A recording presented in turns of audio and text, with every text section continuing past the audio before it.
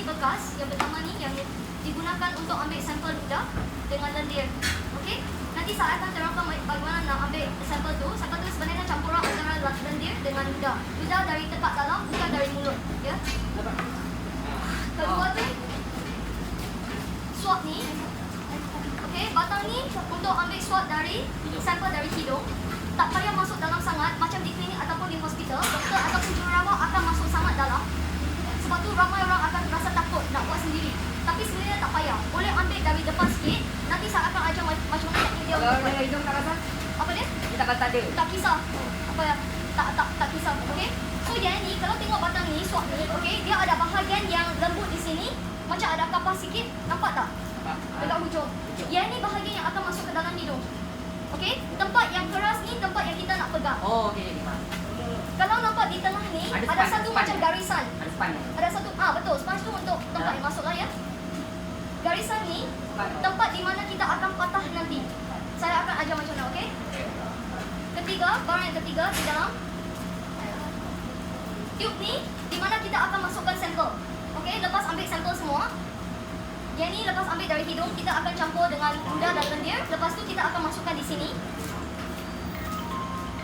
Bahagian atas adalah bahagian yang besar sikit. Okey, penutupnya yang lebih besar. Ini tempat yang untuk masuk. Bahagian yang bawah ni yang lebih kecil, yang ni bahagian kita panggil dropper. Iaitu bahagian untuk keluarkan sampel. Kita akan meniti sampel tu ke atas test kit. Test kit ni jangan buka selagi tak nak guna. Sebab dia ada tari luput dan dia sepatutnya kena kering. Okey? Kalau you orang balik rumah, buka tengok ini cecair tu sudah kurang. Okey, tak cukup. You ambil gambar, record lepas balik sebab supaya kau tukar dia. Sebab dia mesti mau cukup cecair ni untuk buat test yang betul. So sekarang tengok ini semua yang betul ya. Kalau nanti sebab ini orang dua compare, kalau yang satu lagi kurang satu apa, itu jangan guna. Tukar yang lain. Tapi ambil gambar untuk kami untuk tukarkan set yang baru. Okey, faham? Okey. I think whoever is packing the things, when they are packing, they should check. That is easier for them. Yeah, okay. Alright, so sekarang saya akan mula ya dengan bekas ni. Tolong tulis nama ya. Sekarang tak payahlah, tapi masa nak buat tu tolong tulis nama, okay? So, saya akan pusing ke belah ni. Sebab saya nak tunjuk, Joe tak payah pusing. Sebab saya nak tunjuk ya. Okay. Saya akan terangkan step dia dulu, okay? Langkah-langkah untuk ambil sampel. Pertama tu kita kena tarik nafas dalam 3 kali. Tarik nafas tu, masa tarik nafas, kepala kena tunggak ke belakang sikit, 45 darjah. Sebab ya, kita ada lendir di belakang hidung, kita nak lendir tu campur ke dengan bahagian air liur di dalam tekak. Air liur dalam mulut tu jangan ambil. Sebab tu, setengah jam hingga 1 jam sebelum ambil sampel ni, tolong jangan makan atau minum. Kira kena puasa lah, okay? So, Dengan rokok juga tak boleh ya? Okey, orang yang rokok, Mr. Tan cakap orang yang rokok ya. Orang yang rokok, kadang-kadang setengah orang yang ada apa-apa penyakit yang buat mulut dia kering, okey. Boleh ambil sikit air, bagi basahkan mulut. Tapi jangan minum, bukan untuk minum ya. Kumur. Ya, kumur je, kumur sikit lah, okey. So, lepas tarik nafas dalam 3 kali, kita akan batuk sekali. Lepas batuk, bagi lendir dengan air liur mengalir ke depan, ke dalam mulut. Lepas tu baru kita buang ke dalam ini, okey? Sampel yang kita nak tu sebenarnya kena 1 hingga 2 ml. Sebenarnya tak banyak, dia sikit je. Tapi untuk orang yang hisap rokok ataupun ada penyakit paru-paru, contoh lelah atau orang yang banyak kahak ke, gelemar ke, mungkin akan susah sikit. Alright? So sekarang saya akan demonstrasi 1 kali dulu, okey? Okey, contoh orang yang nak datang tempat kerja untuk buat sampel ni. Kalau kat rumah tak apa, tak pakai penutup. tak pakai penutup kan, tak pakai mask. Tapi untuk orang yang datang sini, tolong fikir ya, ada orang lain di tepi kita. Jangan buka semua untuk batuk. Turunkan sikit sahaja. Okey, lepas tu tarik nafas, tunggu kepala ke belakang 45 darjah, tarik nafas 3 kali.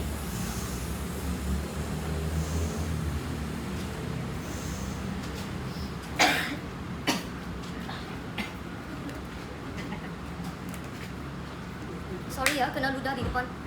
Ya. Kalau macam ni, memang tak cukup. Sebab saya jenis yang memang akan kering sikit juga dan akan pekat sikit. Kalau tengok banyak buih, memang tak boleh pakai ya. Buih jangan kira dalam 1 hingga 2 ml tu. Okay? So, saya akan buat sekali lagi.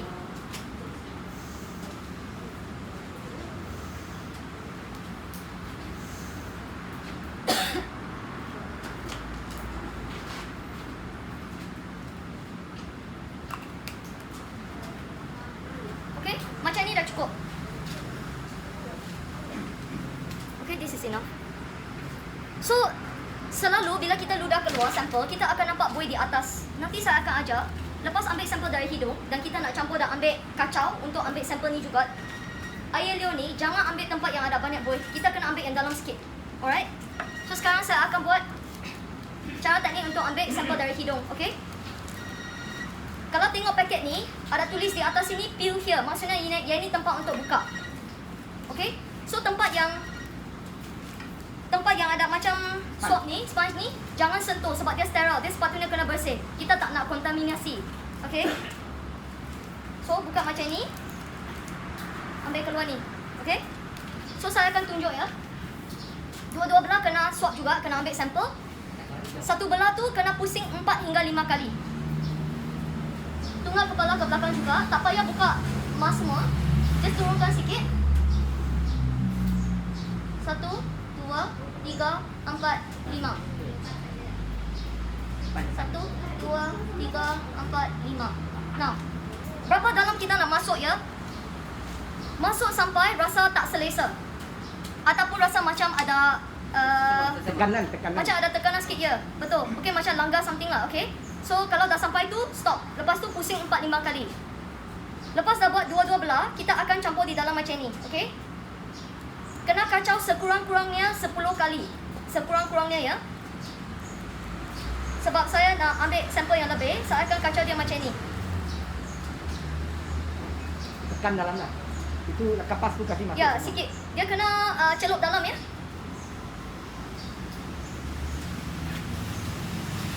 Lepas tu, kita ada ambil sampel kan. Ambil tube ni, bahagian atas penutup tu buka. Masuk dalam. Kat dalam sudah ada cecair kan. Kita akan kacau sekurang-kurangnya 10 kali juga. Ada orang yang akan cakap tolong buat untuk 1 minit. Tapi sebenarnya saya rasa tak payah. Tak payah 1 minit ya. Sebab ambil masa yang lama. Jadi sekurang-kurangnya 10 kali. Selalu saya akan buat macam 15 saat macam tu lah. Ataupun 20 saat ya. Okay, lepas kacau. Langkah seterusnya kita akan ada 2 pilihan ya. Satu pilihan, kita kena tekan sikit di sini. Lepas tu, swab ni kita turun naik 3 kali. Guna itu finger kasih Sebab tekan. kita nak picit tempat yang sponge tu tadi. Okey? 3 kali. Kalau tak nak buat ni, okey? Patahkan dulu. Bagi dia masuk dalam. Lepas tu, tutup. Dan picit. Boleh juga. Okey, kita boleh picit macam ni juga. Tapi cara ni saya takut sikit. Bila dah tutup, dia ada pressure di dalam. Kalau you tekan kuat sangat, takut yang ni akan meletup tu je. Tapi saya rasa taklah. Cuma mungkin susah nak tekan sikit. Okey? Tak kisah yang mana-mana satu nak pakai, boleh guna teknik tu, tak kisah. Lepas tu kita akan keluarkan sampel dan menitis ke dalam test kit ni. Test kit ni, okey? Sebab ramai pekerja ya, kita nak identify, kita nak tahu siapa orang yang buat test ni, ujian ni. Jadi ada beberapa cara tadi kita dah bincang. Saya dah bincang dengan Mr. Tan macam mana nak label. Sama ada guna marker untuk label ataupun dalam stiker dulu, lepas tu tampal di sini.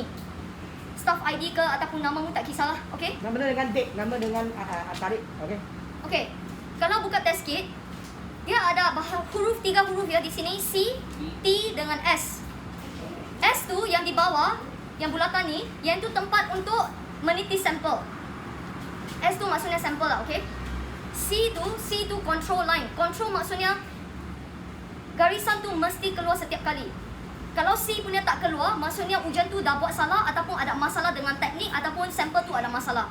Ataupun mungkin test kit ni ada masalah, okey? T ni kalau keluar, kalau T keluar juga, T tu test line. Kalau dua-dua barisan keluar, maksudnya positif. Dia macam ujian untuk buat kehamilan.